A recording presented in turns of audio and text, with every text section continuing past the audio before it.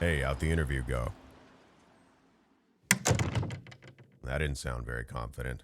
Bad vibes from there? Well, the boss seems legit. Alright, that's good. How about the other employees around? Couldn't get a read on them? Yeah, way too early to determine that. Well, it looks like something's on your mind. You want to talk? You don't feel like you're ready for this? What do you feel unprepared about? I see. So other family folks told you about their experiences at work and they haven't been very positive. Well, that can happen, and I'm not going to invalidate their experiences as they do happen and the impacts are different for each of them. Unfortunately, there are many cases where you have management structures at different workplaces where you wonder how those folks occupying those positions got their jobs to begin with. Some managers learn over time, and some do not. It's not assuring, but at the same time, that's only one side of it. There are also protocols in place designed to help maintain order. That's the responsibility of the higher management, and there are also government entities to maintain order of the business entities. The common uphill battle is proving when they do commit violations. Usually when all your ducks are in a row and there is solid overwhelming evidence of their violations, the governing entities are likely to take swift action. The unfortunate part of it is that will cut ties with the company as the company doesn't want the person who blew the whistle to stay around because what else are they going to blow the whistle on? Which of course seems very foolish.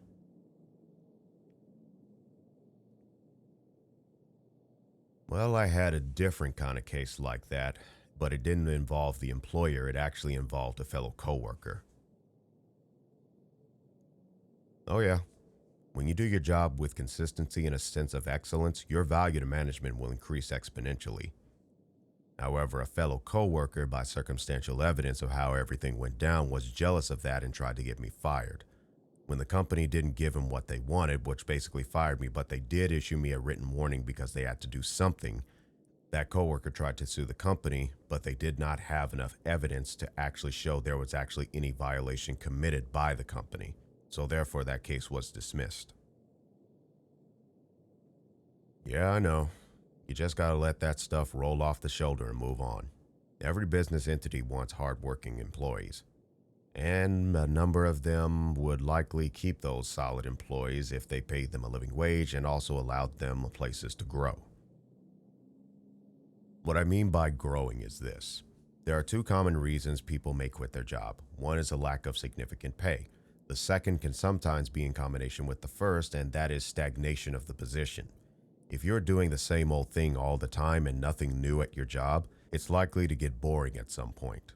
The common exception is if you really like what you do within that occupation.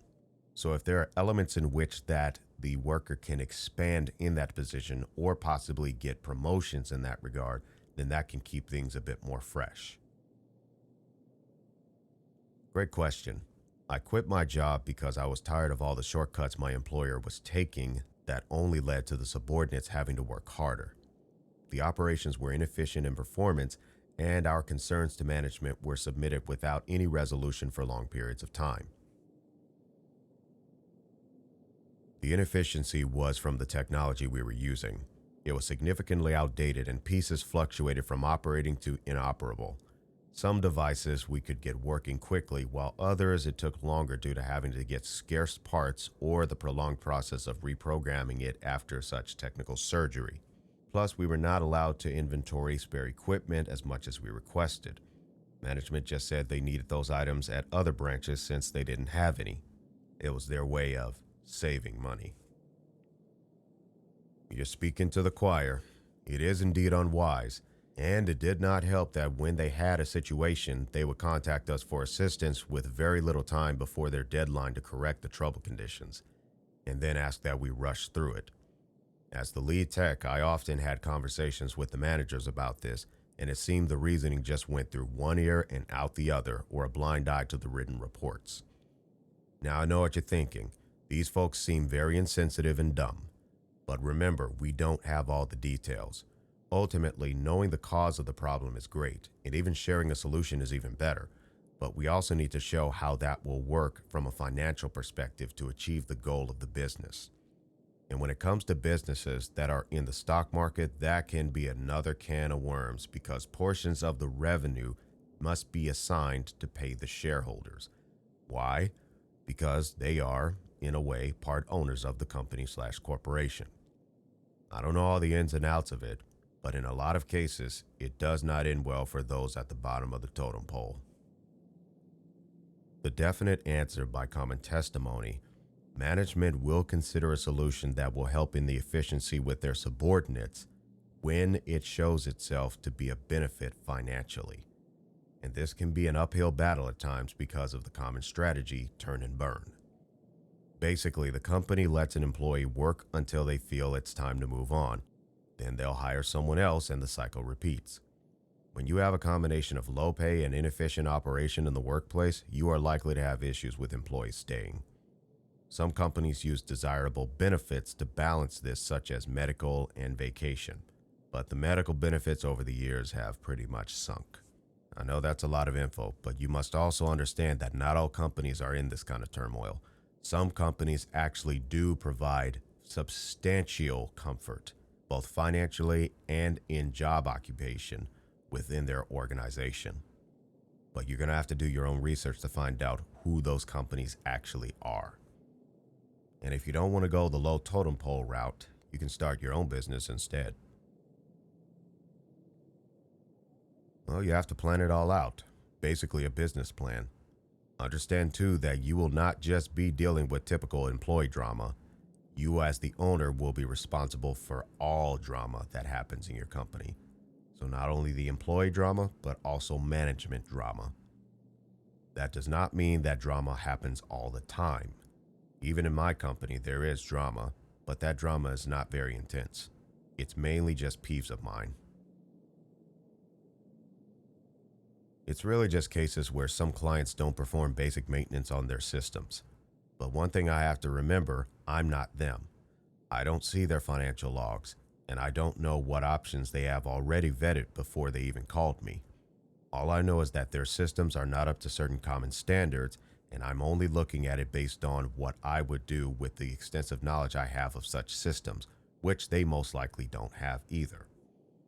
There are some cases where they might not be able to afford proper upgrades and are forced to make do with what they have. My job is to provide the best technical support possible, which mainly involves sharing the most efficient options within their budget. With my employees, I'm very blessed to have who I have, as they are solid. I convene monthly meetings with them to find out how the gear is working for them in the field. And because I also came from the field, I have extensive experience that allows me to anticipate what their discussions will be about and get a head start.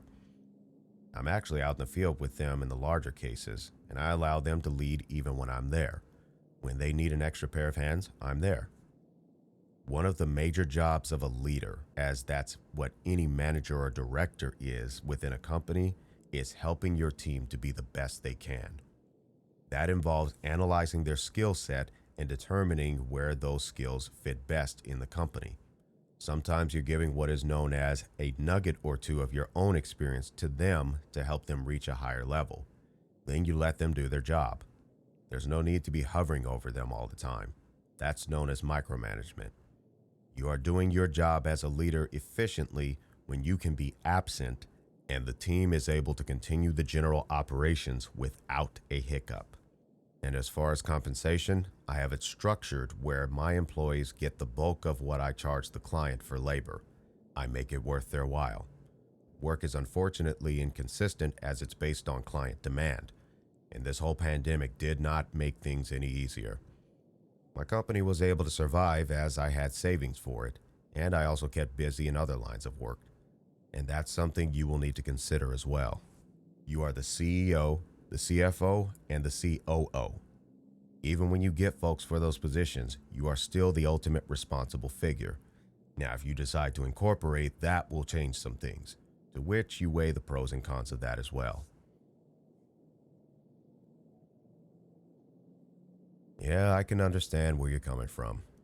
One thing a regular 9 to 5 does give you is some consistency in scheduling so your folks know when you're coming home. As a business owner, it all depends on what you need to do to keep the company afloat. In the early years, you will be busting your rump, and I say that from experience. But even with all that, when you plan everything properly, which includes weighing the benefits against the liabilities, making tough but wise decisions, you can come out on top.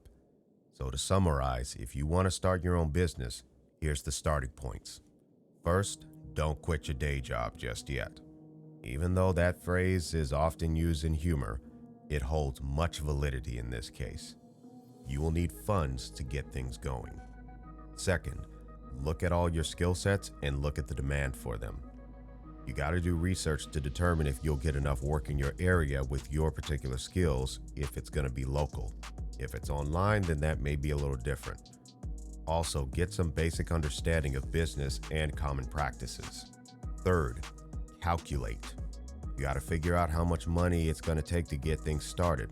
The business certificate or license fees, what equipment you need, also known as capital, what services, such as a business banking account, business phone line, website fees, business email, business cards, etc.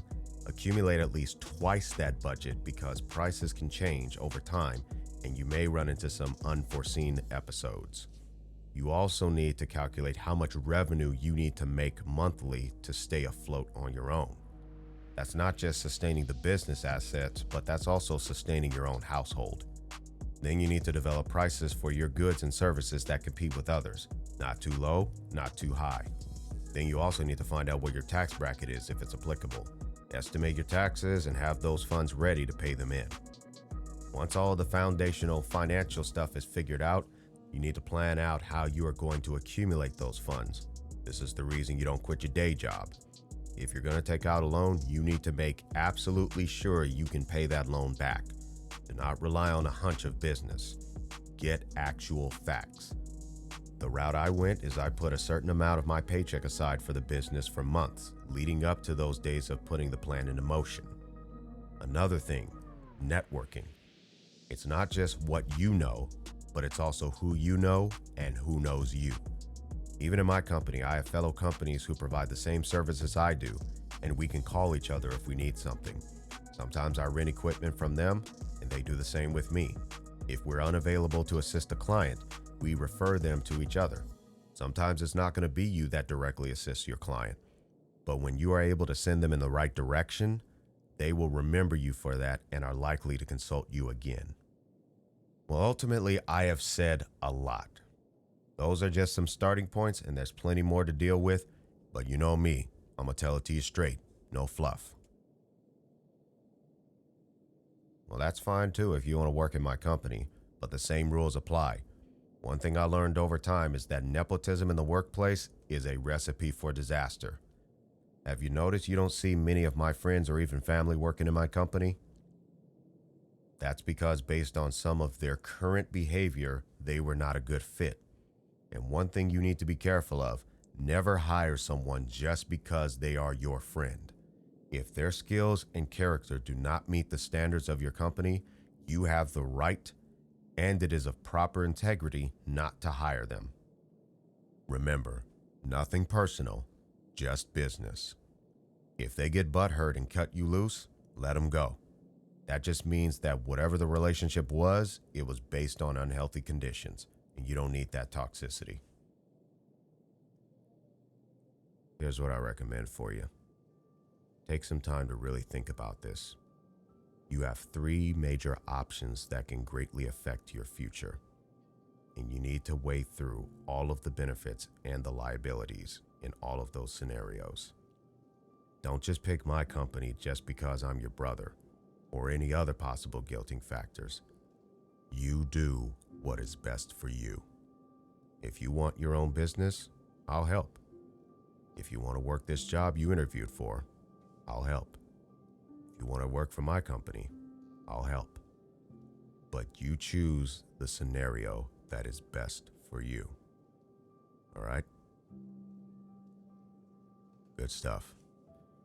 So how about a little gaming before dinner?